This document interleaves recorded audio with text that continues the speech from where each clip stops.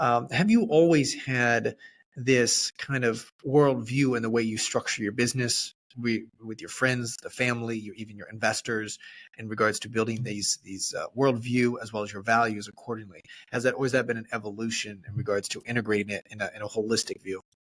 Yeah, ever since I was young, I've always had this weird reality that life is a book.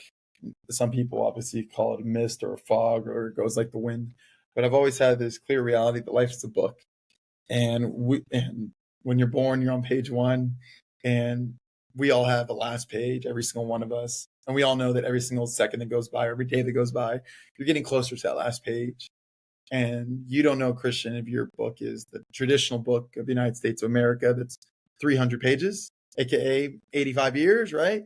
Or you don't know if your book is 100 pages and a lot shorter, right?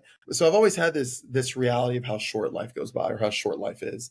But I've never had the reality of realizing that I'm chasing pride, pleasures, and possessions, right? Or another one I chase is the other three G's: girls, gold, and glory, right? Very, very similar. So I've always been on that ruthless chase of figuring out where can I get my purpose from and what rocks can I turn over.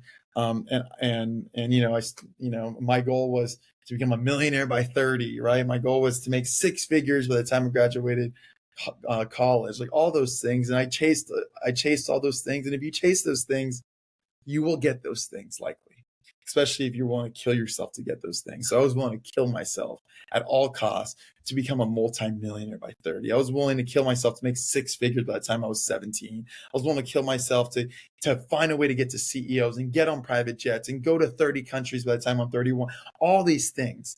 And I did it and I got there and I'm like, it's still empty. Now I ruthlessly and unashamedly say, we all have a God-sized hole that I believe only God can fill. So we try to stuff a lot of stuff in that big hole that we have. And you kind of know already that hole I'm talking about. Every human being, I say this probably 5 times a week. I'm like, you probably have that God-sized hole that you're trying to fill stuff into. Maybe have another kid.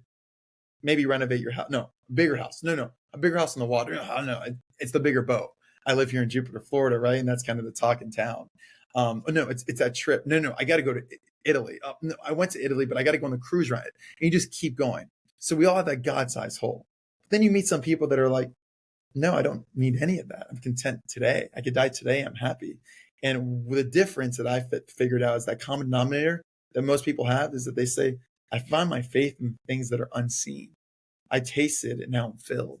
And for me, that was my faith in God. That's awesome, man. I appreciate the transparency in that. One of my mentors always said, "Be content, but not complacent." And I always love that Yeah. mindset. Content is just like you just mentioned in regards to the way you think about it, but also complacency is, "Oh, I'm fine. I won't move forward from it." No, you want to move forward. You want to keep pushing, but also be content in the path and the journey. So I appreciate that. That's why I wanted to start out this podcast with that. I just thought that was really cool and really needed for what we're talking about, One of my holistic. mentors, Christian, said, I told him once, I was like, so I feel like I don't even care anymore. Like, I feel like I don't care about things anymore. I feel, right? And he's like, whoa. You should actually care more deeply than you ever have. It's that you don't worry anymore. That's the difference. Is before you were worrying about everything. Now you don't worry, but you still care. Ooh, I like that. Just a small differentiation, but makes a world of difference. Oh my gosh.